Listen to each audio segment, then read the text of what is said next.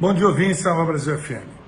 O Brasil alcançou a 49ª posição no Índice Global de Inovação, publicado em setembro passado. Integra o índice 132 países. O Brasil subiu 5 posições desde 2022.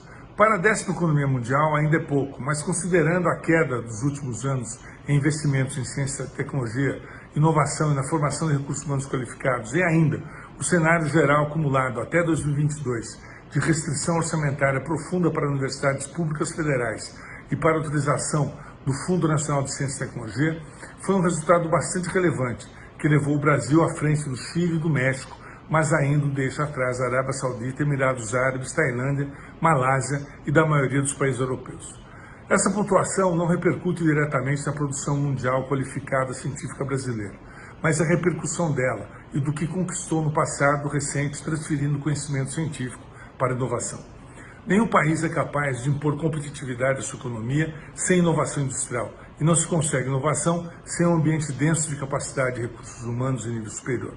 Isso porque uma atividade de pesquisa capaz de abranger as agendas produtivas do país e as empresas deve expressar a formação de muitos cientistas e especialistas e, portanto, de egressos de nível superior capazes de corresponder a este desafio futuro.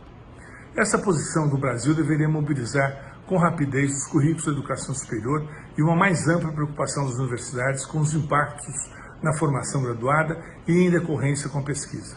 Isso depende também de uma reorientação que está em curso pelo ministro da Educação, Camilo Santana, do processo de regulação e avaliação da educação superior.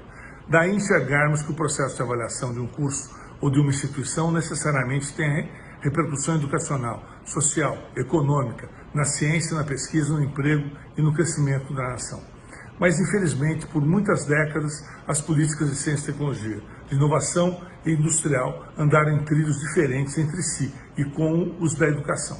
Para além das restrições orçamentárias, especialmente nos últimos 4 ou 5 anos, o país careceu de um novo ordenamento das políticas públicas que relacionassem o emprego à educação, a pesquisa e a inovação à educação, e o planejamento e crescimento da economia e do bem-estar da sociedade à educação. A impressão que temos é que a educação era um tema de responsabilidade e finalidade segmentada a um ministério, quando na verdade está interrelacionada a todas as ações governamentais e da iniciativa privada. Analisando os dados do Censo da Educação Superior de 2022, vimos como ainda é tênue o papel contemporâneo da educação no entendimento de uma nação. A matrícula na educação superior de 18 a 24 anos cresce de maneira ínfima, se mantendo há 3 anos em torno dos 20% dessa faixa etária.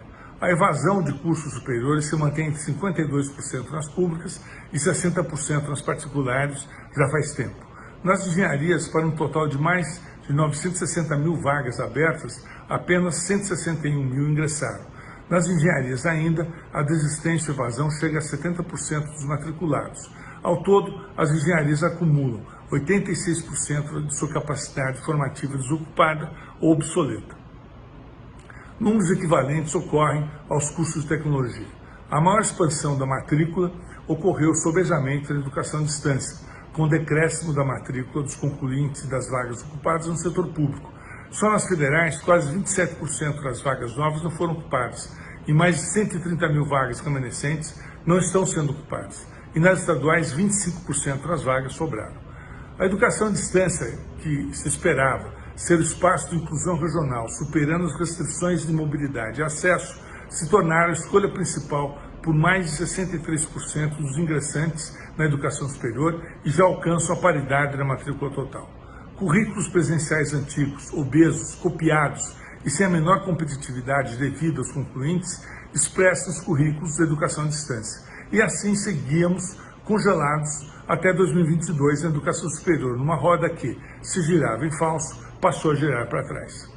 Contamos com as políticas do novo governo, com estímulo às boas universidades brasileiras, para sairmos desse labirinto. Só quem recusa o futuro são os imortais. Aliás, a imortalidade tem diversas versões e expectativas.